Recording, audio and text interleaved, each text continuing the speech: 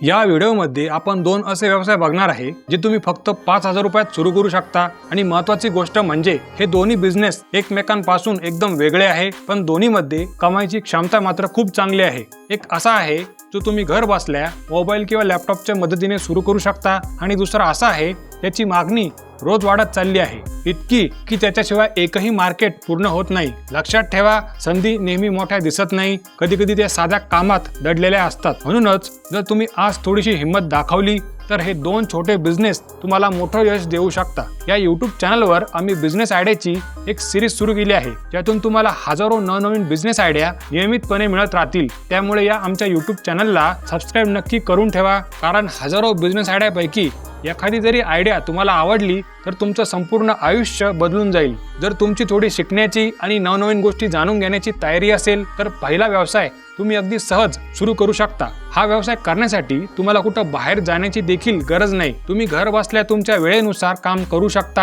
आणि उत्तम कमाई करू शकता, कारण या व्यवसायात जी सर्व्हिस तुम्ही लोकांना देणार आहात त्याला मार्केटमध्ये खूप चांगली मागणी आहे आणि तुम्हाला भरपूर कस्टमर मिळू शकतील। दुसरा व्यवसाय सुरू करायला खूप सोपा आहे, अनेक लोक यशस्वीपणे हा व्यवसाय करत आहे। हा व्यवसाय करण्यासाठी तुम्हाला थोडं बाहेर फिरावं लागेल, तसेच तुम्हाला काम करायची लाज वाटता कामा नये। या बिझनेस मध्ये डेली प्रॉडक्टची विक्री होईल आणि रोजचे पैसे येत राहतील। या प्रॉडक्टचं मार्केट खूप मोठं आहे, छोट्या स्तरावर सुरुवात करून भविष्यात तुम्ही खूप चांगले पैसे कमावू शकता। या व्हिडिओत आपण दोन्ही व्यवसायाची पुढील माहिती बघणार आहे। हे दोन्ही व्यवसाय नेमके कोणते आहे आणि कशामुळे यांना एवढी चांगली मागणी आहे, कशा पद्धतीने तुम्ही हे व्यवसाय फक्त 5,000 रुपयात सुरू करू शकता, कस्टमर कसे मिळवायचे ते देखील आपण बघणार आहे, आणि अजूनही बरीच महत्त्वाची माहिती। त्यामुळे हा व्हिडिओ शेवटपर्यंत बघा। आजच्या काळात लोक बिझनेस सुरू करण्याआधी सगळं परफेक्ट होण्याची वाट बघत बसतात। जागा मिळाली की सुरू करतो, टीम तयार झाली की सुरू करतो, थोडं शिकतो मग करतो। पण खरं सांगायचं तर परफेक्शन हा यशाचा पहिला टप्पा नाही, तर परफेक्शन हे सातत्यामुळे येतं। त्यामुळे जर तुम्ही सगळं काही परफेक्ट होण्याची वाट बघत बसलात तर आयुष्यभर वाटच बघत बसाल। लक्षात ठेवा, सुरुवात परफेक्ट असण्याची गरज नसते, पण सुरुवात होणं मात्र गरजेचं असतं। अनेक लोक आयुष्यभर फक्त कल्पनांमध्ये अडकून राहतात। ते बिझनेस प्लॅन लिहितात, शिकतात, विचार करतात, पण कृती मात्र करीत नाही। आणि इथंच सगळ्यात मोठा फरक पडतो, कारण यश नेहमी त्या लोकांना मिळतं जे पहिलं पाऊल टाकतात, नंतर चालायला शिकतात आणि शेवटी धावतात। पण असे लोक खूपच कमी असतात। मॅक्झिमम लोक फक्त विचार करत बसतात आणि आयुष्यभर नशिबाला दोष देत राहतात। सुरुवातीपासूनच मोठं काम करण्याचा आग्रह अजिबात धरू नका, कारण मोठं काम काय तुम्हाला मिळणार नाही आणि छोटं काम तुम्ही करणार नाही। काम छोटं असो वा मोठं, जर तुम्ही मनापासून सातत्याने आणि योग्य पद्धतीने काम करत राहिला तर एक दिवस तुमचं छोटं काम नक्कीच मोठं होईल। कारण कोणत्याही गोष्टीला टाइम लागतो, एका दिवसात यश मिळत नाही।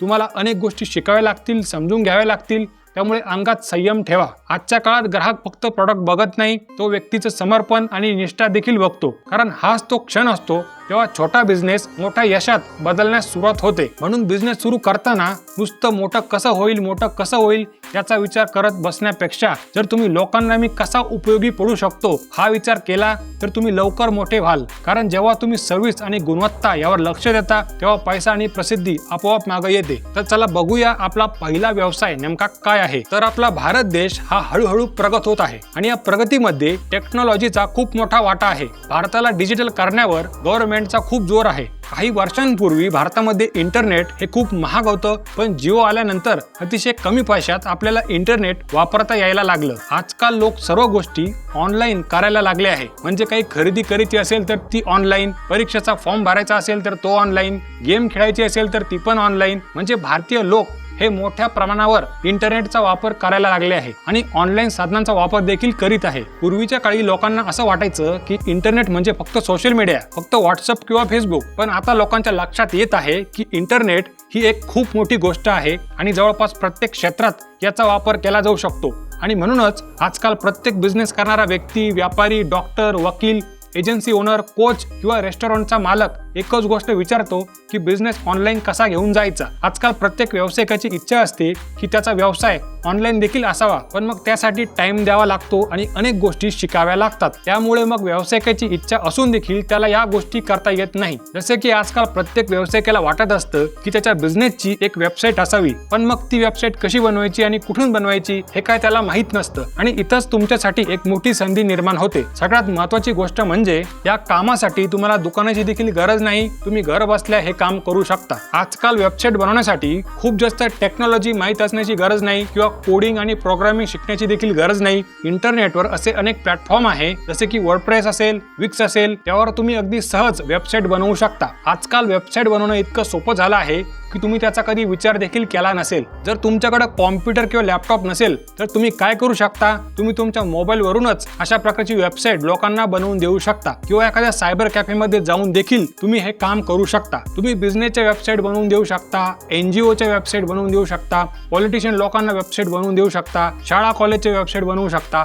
अनेक पर्याय तुमच्याकडे आहे। आजकाल जवळपास सगळ्यांनाच वेबसाईट बनवून हवी असते, त्यामुळे तुम्हाला भरपूर कस्टमर मिळू शकतील। कस्टमर मिळवण्यासाठी तुम्ही सोशल मीडियाचा वापर करू शकता, जसे की फेसबुक ग्रुप जॉईन करू शकता, इंस्टाग्रामचा देखील वापर करू शकता ज्यात रील्स पोस्ट करू शकता, फेसबुक तसेच इंस्टाग्रामवर पेड ॲड्स चालवू शकता ज्यात वेबसाईटचे फायदे लोकांना सांगू शकता। चांगली सर्व्हिस दिली तर माउथ पब्लिसिटीने देखील तुम्हाला भरपूर कस्टमर मिळू शकतील। तर आता बघूया आपली दुसरी बिझनेस आयडिया नेमकी काय आहे। तर हा व्यवसाय सुरू करण्याआधीच एक महत्त्वाचं काम तुम्हाला करून ठेवायचं आहे, ते म्हणजे तुम्हाला काही अपार्टमेंट, कॉलनी आणि एरियाची लिस्ट बनवायची आहे। या लिस्टमध्ये अशा देखील अपार्टमेंट आणि कॉलनी तुम्हाला ऍड करायच्या आहे ज्या मुख्य शहरापासून थोड्या लांब आहे, जिथं जवळपास जास्त दुकानं किंवा सोयी सुविधा नाही। तर मग आता अशा प्रकारची लिस्ट देखील समजा तुम्ही बनवली, पण मग व्यवसाय नेमका काय करायचा आहे। तर असा एक साधा सोपा प्रॉडक्ट आहे, पण गंमत अशी आहे की तो अतिशय साधा आहे की ज्यामुळे तुमचे त्याच्याकडे लक्षच जात नाही। ज्या प्रॉडक्टची मागणी आधीही होती, आताही आहे आणि भविष्यात देखील राहणार आहे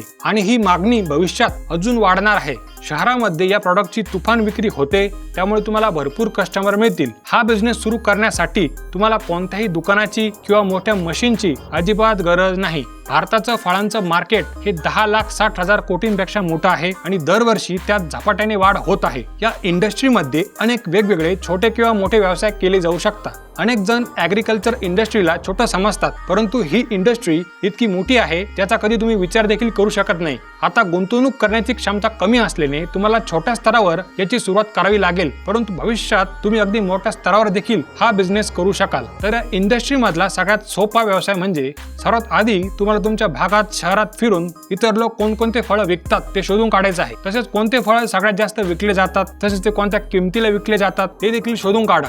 त्यानंतर तुमच्या आसपासच्या भागातील शेतकऱ्यांकडून होलसेलने हे फळं विकत घेऊ शकता किंवा फळांच्या होलसेल मार्केटमधून देखील तुम्हाला अतिशय स्वस्तात फळं मिळतील। तुमच्याकडे जर बाईक असेल तर तिचा वापर करून शहरातील वेगवेगळ्या भागात फिरून या फळांची तुम्ही विक्री करू शकता किंवा एखाद्या वर्दळीच्या ठिकाणी थांबून देखील तुम्ही या फळांची विक्री करू शकता। व्यवसायात नाविन्य निर्माण करण्यासाठी तुम्ही ऑर्गॅनिक फळं विकू शकता। वेगवेगळ्या ठिकाणी फिरताना सोबत एक स्पीकर ठेवू शकता ज्यावर काही आकर्षक गाणे किंवा ऑडिओ लावून तुम्ही लोकांना तुमच्या फळांकडे आकर्षित करू शकता। फळांमुळे होणारे फायदे सांगत फिरू शकता किंवा त्याचा एखादा ऑडिओ बनवून तो लावू शकता। फळांना तुफान मागणी असते, त्यामुळे तुम्हाला भरपूर कस्टमर मिळतील आणि यातून तुम्ही चांगला नफा कमवू शकता। बिझनेस साधा वाटतो आणि म्हणूनच करायला देखील सोपा आहे आणि तुमच्याकडे भांडवल कमी असेल तर नक्कीच तुम्ही याचा विचार करू शकता।